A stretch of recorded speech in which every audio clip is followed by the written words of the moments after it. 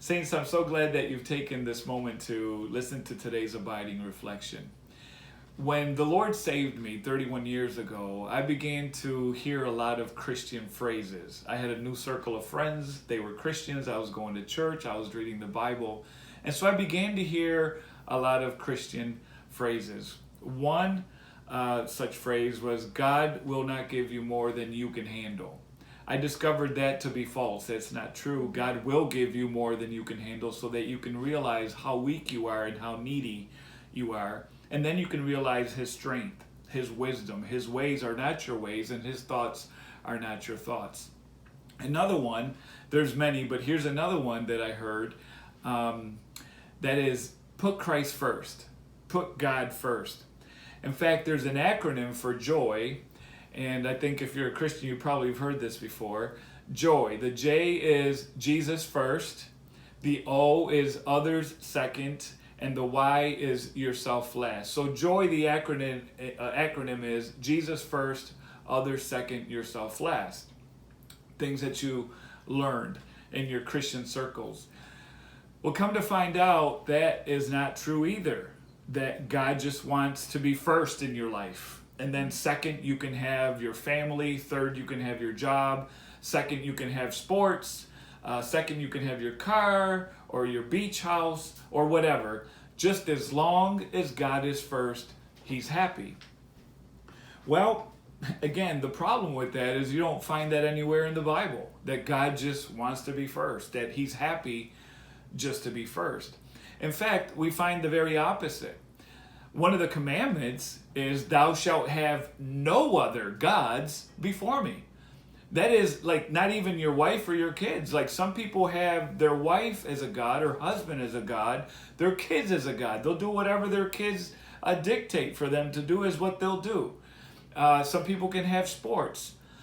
And those people believe that, well, as long as God is first, then I can have these other things second, third, fourth, fifth, last, whatever the case may be. Again, that's not what the Bible teaches. Think of it this way. I've been married. Maybe you are married. I've been married a long time. Think about if I had said to my wife, who I was devoting my life to in covenant relationship, right? Imagine if I told her, well, honey, you're first. And then Ruth is second, and Pamela is third, and Kathy is fourth. But sweetie, don't worry, you are first. My wife wouldn't go for that, rightfully so. No wife or husband should ever go for that, because when you enter into a covenant of marriage, you are saying my life belongs to you. My finances, my time, my ears, my heart, my mind is all yours. I am now available only for you and for no one else. That's what marriage is. It's a covenant. And so God does not want you to put Him first. He's not happy with that. He's not appeased by that. He wants to be everything.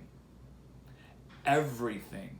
Notice what Paul says. Paul writes to the Galatian church in chapter 2, verse 20. Look at what Paul says. This is just one of the many verses that you'll find in the Bible. Galatians chapter 2, verse 20. Paul says this: I have been crucified with Christ. Ooh, that sounds to me right there like Paul's life is over. He has no life. In fact, he says, it is no longer I who live.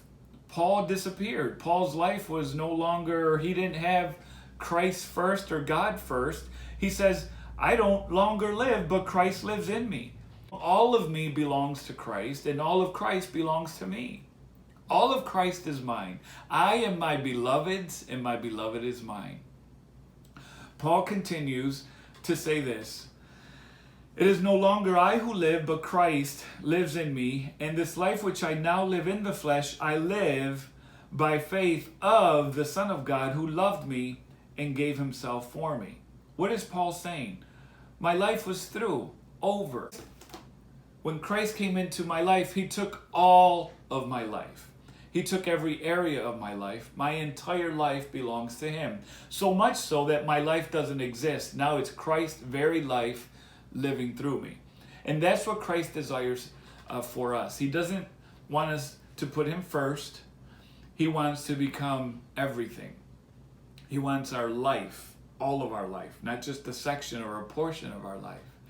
And that's what it means to be a Christian. We have surrendered our life. We have laid it down for Christ's sake. And he's not just first, he's everything. Christ is all in all. May that bless you today.